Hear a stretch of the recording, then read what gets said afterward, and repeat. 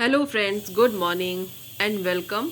आज हम फिर से सीपीसी 1908 का सेक्शन नंबर 11 रेस जुडिकेटा देखने वाले हैं और उसकी जो एक्सप्लेनेशंस हमने स्टार्ट की है, 8 एक्सप्लेनेशंस, वो सारी की सारी हम एक एक करके एक एक वीडियो के थ्रू या माध्यम से समझेंगे। तो इसके पहले जो दो एक्सप्लेनेशंस हैं वो हमने ऑलरेडी अपने वीडियो पे अपलोड कर दी है। अगर अभी तक आप लोगों में से किसी ने भी नहीं देखा है तो आप जाके देखिए, समझिए, अपने बेरक के साथ उसको डेफिनेटली पढ़िए।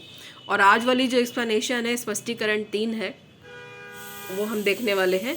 और इसके स्टार्ट करने के पहले मैं आपको ये भी बता दूं कि जब तक आपने रेस सब्जुडाइस यानी सेक्शन नंबर 10 सीपीसी का नहीं पढ़ा है, बुक से नहीं पढ़ा है, और उसके बाद मैं ये बता दूं आपको कि जब तक आपने सेक्शन 11 जो है सीपीसी का यानी प्रांग न्याय, पूर्व न्याय, रेस जुडिकेटा या रेस जुडिकाटा भी बहुत लोग कहते हैं, अगर आपने बुक से नहीं पढ़ा है तो ये जो 8 एक्सप्लेनेशन है ये आपके किसी काम की नहीं है। तो पहले आप उन दोनों को पढ़िए, दोनों को बुक से अच्छे से समझ लीजिए, दोनों का डिफ्रेंशिएट कर लीजिए, आपस में दोनों में अंतर क्या है वो समझ लीजिए। उसके बाद ही आपको ये जो 8 एक्सप्लेनेशन है समझ में आएगी। लेकिन इसका मतलब ये नहीं है कि आप ये 8 एक्सप्लेनेशन छोड़ करके वहाँ चले गए काफ़ी टाइम और आपने वो भी नहीं पढ़ा, मतलब एकदम इग्नोर ही कर दिया। तो इससे आपका कुछ नहीं होने वाला, बल्कि आपका बहुत नुकसान होने वाला है। तो जितना जल्दी हो सके आप सीपीसी का सेक्शन 10 और 11 अपना कंप्लीट करिए, उसके बाद ही 8 एक्सप्लेनेशन में आइए जल्दी से जल्दी।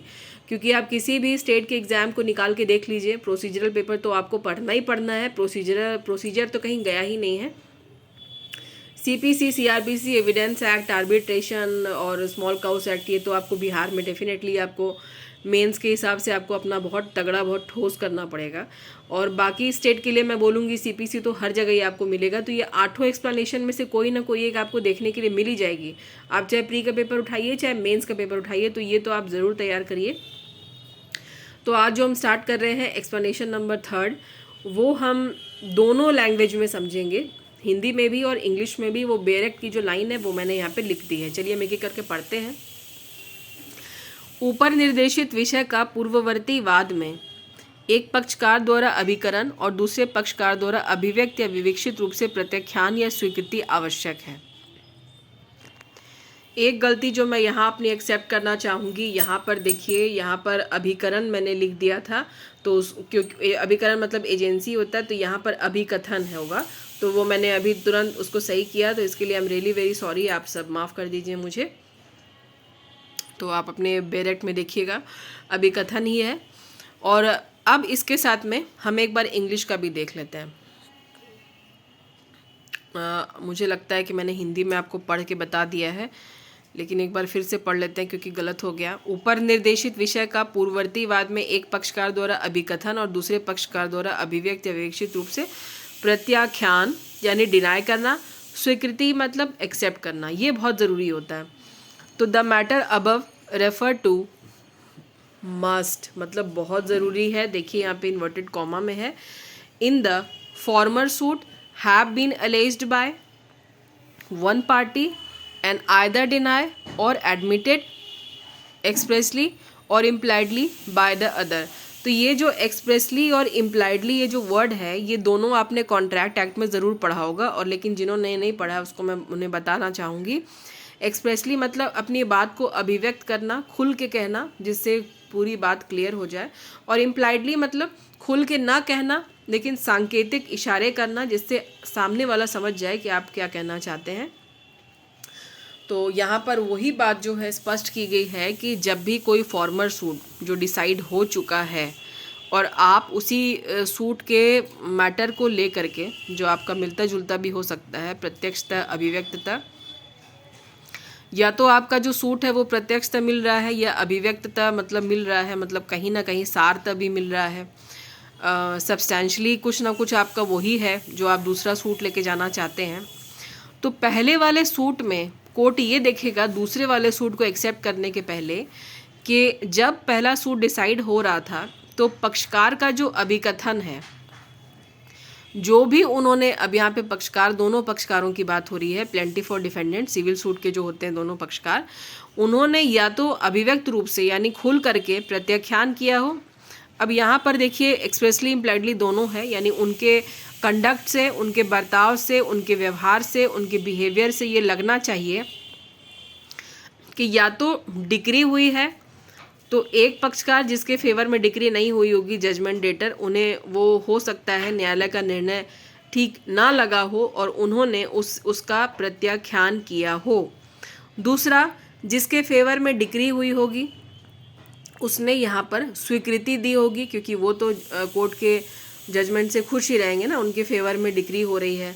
तो ये देखना बहुत ज़रूरी है कि जो फॉर्मर सूट है उसमें क्या एक पार्टी ने जो भी ऑर्डर हुआ हो, जो भी जजमेंट हुआ हो, क्या उसका प्रत्याख्यान किया है और एक पार्टी ने वहाँ पर स्वीकृति दी है। तो ये होना बहुत ज़रूरी है। अगर ये कोर्ट को पता चल जाता है कि फॉर्मर सूट में ऐसा हुआ है कि एक पक्षकार सहमत है और एक पक्षकार उससे असहमत रहा होगा, तो भी वो दूसरा सूट आपको इंस्टीट्यूट यानी फाइल करने की अनुमति नहीं दे सकता है, क्योंकि यहाँ पर ये जो सारी फॉर्मेलिटी है जो कि सिविल सूट में होनी है वो तो होती ही है, वो होनी बहुत ज़रूरी है।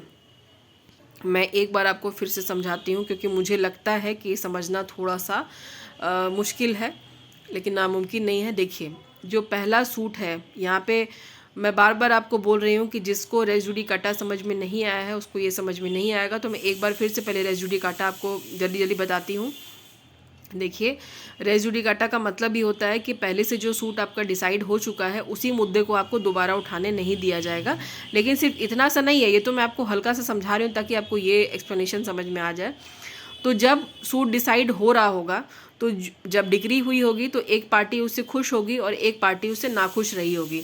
तो ऐसा होना ही है, ऐसा होना नेचुरल है, क्योंकि होता ही है। जिसके फेवर में नहीं होगी वो तो खुश नहीं होगा। तो क्या उन्होंने उस समय प्रत्याख्यान किया हो और एक पार्टी ने स्वीकृति दे दी हो।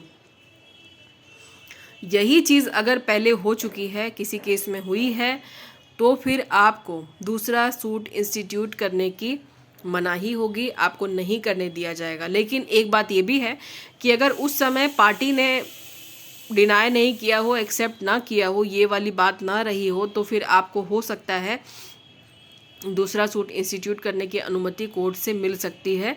तो यहाँ न्यायालय के ऊपर निर्भर करता है, लेकिन ये होना बहुत ज़रूरी है। क्या ये पहले के सूट में, डिसाइडेड सूट में हो चुका है? अगर हो चुका है तो फिर आपको दूसरा सूट इंस्टीट्यूट करने यानी दूसरा मामला जो है उठाने की अनुमति यहाँ आपको नहीं मिलेगी। तो यही था आपका एक्सप्लेनेशन नंबर 3। अगर आपको समझ में नहीं आया तो आप खुल के मुझे कमेंट सेक्शन में बता दीजिएगा। इसके लिए फिर से एक वीडियो बनाया जाएगा। लेकिन अभी भी मैं आपको बोल रही हूँ कि प्लीज़ रेस जुडिकाटा पढ़ लीजिए और उसके पहले रेस सब्जुडाइस पढ़ लीजिए। दोनों को डिफ्रेंशिएट करके पढ़िए और दोनों का जो है नोट्स बना लीजिए, दोनों में डिफरेंस क्या है। क्योंकि रेस जुडिकाटा, रेस सब्जुडाइस ऐसा टॉपिक है जो आपको पूछना ही पूछना है प्री मेंस दोनों में। और मैं आपको ये भी बता दूँ कि बिहार जुडिशियल सर्विस में जो मेंस का एग्ज़ाम होता है और उसमें जो प्रोसीजरल पेपर है जो कि आपका मैंडेटरी कंपलसरी पेपर है, उसमें सबसे ज़्यादा क्वेश्चन सीपीसी से ही पूछे जाते हैं। तो ऐसा नहीं है कि प्री में उससे 3 या 2 क्वेश्चन पूछ रहा है तो उसकी वहाँ कोई वैल्यू नहीं है, फिर वो आपको मेंस में मज़ा भी चखा देगा अच्छे से।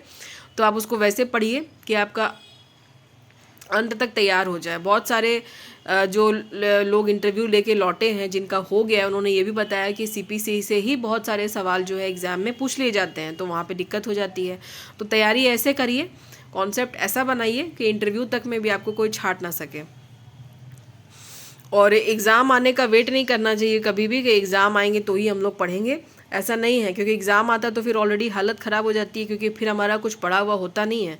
और आपको लगता है, जिन लोगों को लगता है कि 2 महीने में तैयारी करना आसान है, लोग कहते हैं कि 2 महीना में तैयारी हो जाती है प्री की, तो एकदम बहुत गलत बात है। मुझे तो बिल्कुल भी ऐसा नहीं लगता है। वो 2 महीने की तैयारी होती है ना, तो उसके पहले आपकी कितने दिन की तैयारी हो चुकी होती है, उसके बाद आपको 2 महीने की तैयारी करनी पड़ती है। करना क्या है, पहले से अपने आप को तैयार रखिए ताकि 2 महीने में इतना सारा आप एमसीक्यू बना सकें। 18-19 पेपर का बिहार की अगर आप तैयारी कर रहे हैं तो आप 2 महीना में एमसीक्यू बना सकें। और अगर आप बात कर रहे हैं झारखंड जुडिशियल सर्विस की, तो प्री में आपको बहुत ही हल्का है, सिलेबस कम है। लेकिन ऐसा नहीं है कि सिलेबस कम है तो निकालना बहुत आसान है। कट ऑफ चला जाता है 90 और 80 के ऊपर में, तो वो निकालना वहाँ पे मुश्किल हो जाता है। और फिर जब आप उसका मेंस का सिलेबस देखेंगे तो वो आपको वहाँ पर भी पानी पिला देगा। तो ये मत समझिए कि बहुत आसान है, तैयारी पहले से करके रखिए ताकि एग्ज़ाम में सिर्फ आपको ऐसा लगे कि आपको सिर्फ रिवीजन करना है। ऐसा नहीं हो कि एग्ज़ाम टाइम में जब हम पढ़ने बैठे 2 महीना पहले नोटिफिकेशन आया तो ऐसा लग रहा है कि हम भूल गए, हमें कुछ आता ही नहीं है। चलिए, इतना ज़्यादा ज्ञान अब आज के लिए काफ़ी है। 10 मिनट का वीडियो हो चुका है, तो ये आप लाइक शेयर सब्सक्राइब करने की कोशिश कीजिएगा। हो सकता है किसी और को भी फ़ायदा हो जाए। मिलते हैं नेक्स्ट वीडियो में एक्सप्लेनेशन नंबर 4 के साथ में। तब तक के लिए खुद भी खुश रहिए और दूसरों को भी रहने दीजिए। Bye bye.